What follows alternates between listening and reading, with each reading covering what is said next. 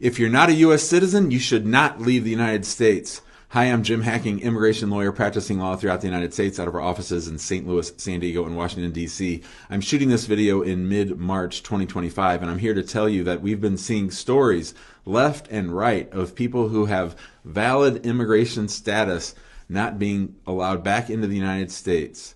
And it's sort of scary. We saw just this last week a green card holder get deported, a lady who had a pending green card case who flew back from Puerto Rico get deported. We saw the actress from Canada who had the TN visa, went to the border to get a visa renewal and was not only denied her visa, but she was also taken into custody and detained for 10 days around the southern border before she was sent back to Canada. So these are unusual times that we are in.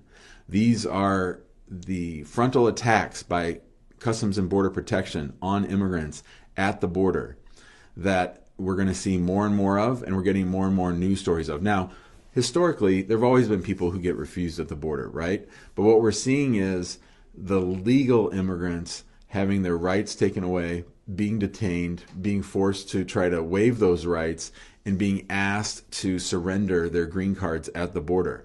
So if you are a green card holder, if you are an H-1B visa holder, if you are a student and you are in the United States, anybody who is not a U.S. citizen should not leave the United States. We're giving it until the end of the year, until we can see how litigation impacts this, how changes in things that happen at the border. We're going to keep track of what's going on a sort of a case-by-case basis. But at the end of the day, no one can guarantee that you will be allowed back into the United States if you are a green card holder or if you are a visa holder.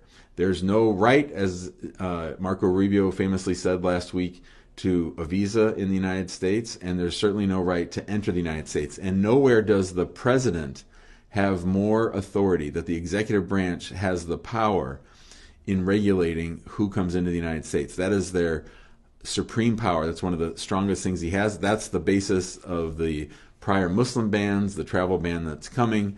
The president and the executive branch have a ton of discretion as to who they let into the United States and what they make you do to get into the United States. So what this means is, as always, let's say there's a small chance of you not being allowed back into the United States. What we're telling people is, if you're not a U.S. citizen, if you can't afford to be stuck outside the United States for 6, 9, or 12 months or longer, then you should not leave the United States. There's an invisible wall coming up around the United States, and you may view it as a jail if you're stuck here in the United States. But people call me all the time, Jim, can I go for visa stamping? Jim, I have advanced parole. Jim, I have a refugee travel document. Jim, I have a reentry permit. Is it okay for me to leave the United States? What I am telling people as an immigration lawyer who's been practicing law for 25 years and immigration since 2008, that unless you can afford to get stuck outside of here, you should not leave the United States unless you're a U.S. citizen. You make your own decision. I'm not telling you how to live your life. I'm not telling you what to do. I'm just telling you that no one can guarantee that you're going to be allowed back into the United States if you leave, unless you're a U.S. citizen. And I believe even U.S. citizens are going to start getting more scrutiny. If I travel overseas, I'm not bringing my phone with me. There's all kinds of things that are going on at the border right now. You really need to be careful. You really need to be worried. And I'm not trying to scare people. Really, I'm not. I'm trying to educate people so that you make a good decision and hopefully decide not to leave the United States until you get your citizenship. I know it's mind-boggling, but that's all I can really say. If you have a case that you want to file with USCIS or